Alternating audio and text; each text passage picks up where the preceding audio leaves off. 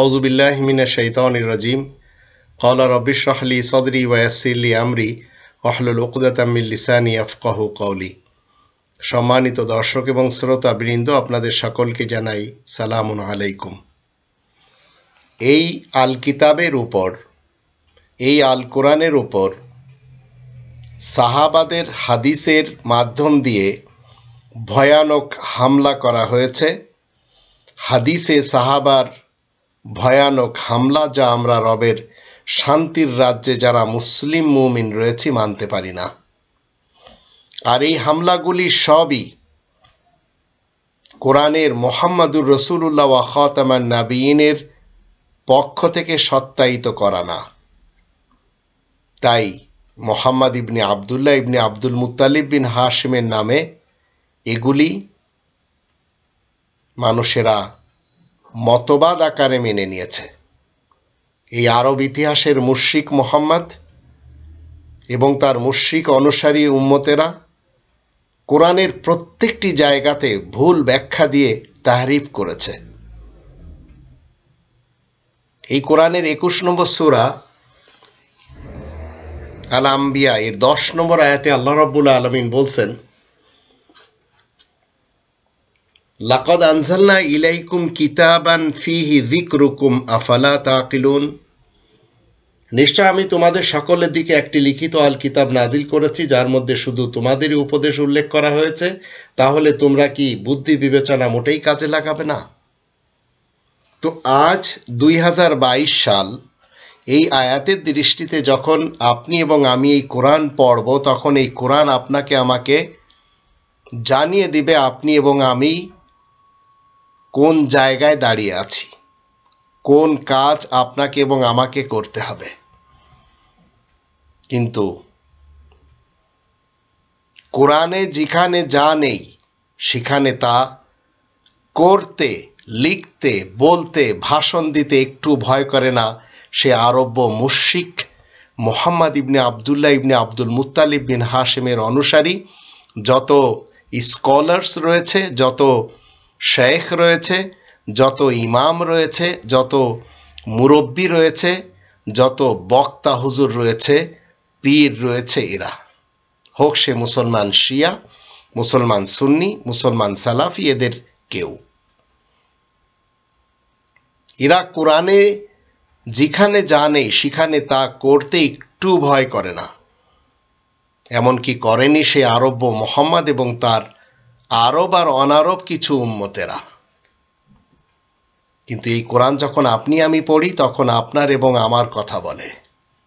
তবেই তো এই কোরআনের 54 নম্বর সূরা আল কমারের 17, 22, 32 এবং 40 আয়াতগুলিতে আল্লাহ কি বলছেন? ওয়ালাকাদ ইয়াসসারনাল কুরআনা লিযিকরি ফাহাল মিন মুদ্দাকির। আমি তো এই কোরআন শুধু উপদেশ লাভের জন্য সহজতর করে দিয়েছি, কিন্তু তোমাদের মধ্যে বুঝবার মতো কেউ আছে কি? তো আপনাকে এবং আমাকে এই কোরআন গাইড করার জন্য এসেছে। এটি 2 নম্বর সূরা আল বাকারার 185 নম্বর আয়াতে বলে দিয়েছে। এই কোরআন হচ্ছে হুদাল লিন্নাস, প্রত্যেকটি মানুষকে হিদায়াত করে। মানুষ 1400 বছর থেকে এই পৃথিবীতে না, মানুষ যখন থেকে এই গ্রন্থ, তখন থেকেই মানুষকে হিদায়াত করে এসেছে। আর 17 নম্বর সূরা বানী ইসরাইলের 9 নম্বর আয়াত বলে, ইন্না হাযাল কুরআন ইয়াহদি লিল্লাতী হিয়া আকওয়াম ওয়া ইউবাশশিরুল মুমিনিন আল্লাযীনা ইয়া'মালুনা আস-সালিহাতি আন্না লাহুম আজরান কাবীরা। নিশ্চয় এই কোরআন, ইন্না হাযাল কুরআন ইয়াহদি লিল্লাতী হিয়া আকওয়াম,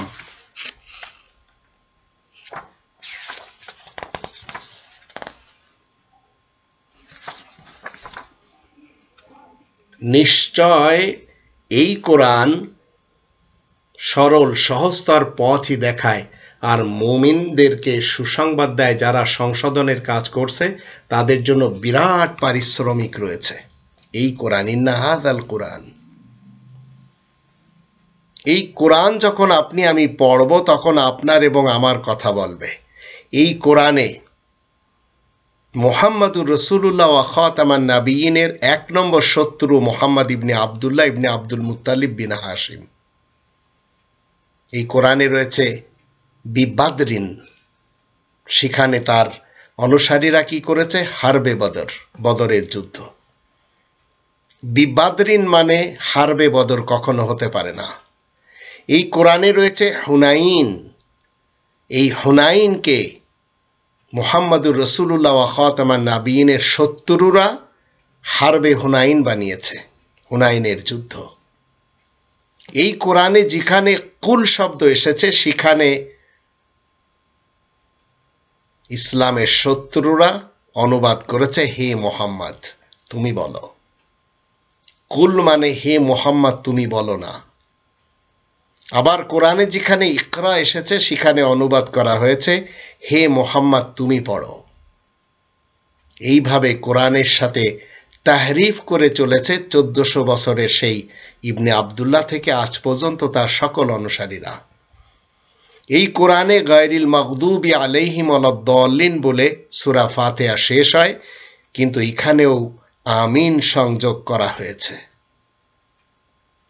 এই কোরআনে জাইদুন শব্দটি এসেছে যার অর্থ আছে বাড়াবাড়ি, সেখানে একজন সাহাবী ফিট করা হয়েছে। এই কোরআনে ইফকুন যে শব্দটি এসেছে সেখানে আয়েশা বিনতে আবি বকরের ঘটনা কি করা হয়েছে? বানানো হয়েছে। এই কোরআনে তাব্বাত ইয়াদা আবি লাহাব, সেই আবি লাহাবকে মুহাম্মদ ইবনে আব্দুল্লাহ ইবনে আব্দুল মুত্তালিব বিন হাশেমের চাচা হিসেবে ফিট করা হয়েছে। তো যেখানেই আপনারা খুলবেন সেখানে কোথাও না কোথাও এইভাবে তাহরিফ করা হয়েছে। আর জর্ডানে কিছু এলাকা রয়েছে আম্মান থেকে 20 মাইল দূর, কিছু লেবাননে রয়েছে, কিছু সৌদি আরবে রয়েছে, কিছু এলাকা রয়েছে সিরিয়াতে, কিছু এলাকা ফিলিস্তিনে, কিছু এলাকা ইরাকে, কিছু এলাকা রয়েছে ইরানে। এই সব জায়গাগুলি নিয়ে মানুষেরা তৈরি করেছে এই কোরআনের তাফসীর। অথচ কোরআন বলছে আমি তোমাদের সকলের দিকে একটি গ্রন্থ লিখিত আকারে নাজিল করেছি যার ভিতরে তোমাদেরই কথা উল্লেখ রয়েছে। তোমরা কি বুদ্ধি বিবেচনা কাজে খাটাবে না? তো আমরা যখন বাংলাদেশ থেকে পড়ব তখন কোরআন বুঝতে আমাকে সৌদি আরবে যেতে হবে না। কোরআন যে সমস্ত জায়গার কথা বলে সেগুলি তো কোরআনে লিপিবদ্ধ রয়েছে, কিন্তু কিছু মুশরিকিন তারা এই আরবের কিছু এলাকা থেকে তাফসির লিখে বলেছে এগুলি সব কোরআনের তাফসির। মূলত সেগুলি সব কোরআনের বিরুদ্ধে লেখা হয়েছে। তাই আজ আমেরিকার লোকেরা জিজ্ঞেস করছে এই কোরআন তো আরবের এলাকার লোকদের জন্য, আরব উপত্যকার লোকদের জন্য। ব্রিটিশরাও বলছে এই কোরআন তো আরবদের কথা বলে। অথচ এই কোরআন ইয়া আইয়ুহান নাস যখন বলে তখন আরব অনারব পৃথিবীর প্রত্যেকটি মানুষকে ইনক্লুড করে। কোরআন যখন বলে ইয়া বানি আদম তখন প্রত্যেকটি আদম সন্তানকে বলে। তাই এই কোরআনের উপরে আরবদের কোনো ইজারাদারি নেই, সকলের জন্য মসজিদুল হারাম যেমন সমান, ঠিক আরব অনারব সকলের জন্য এই কোরআন সমান অধিকার রাখে।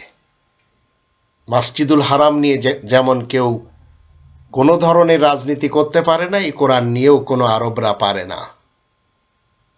তো আল কোরআনের উপর হাদিসে সাহাবার ভয়ানক হামলা, যা আমরা রবের মুসলিম মুমিনরা দুনিয়ার যেখানে থাকি না কেন মানতে পারি না।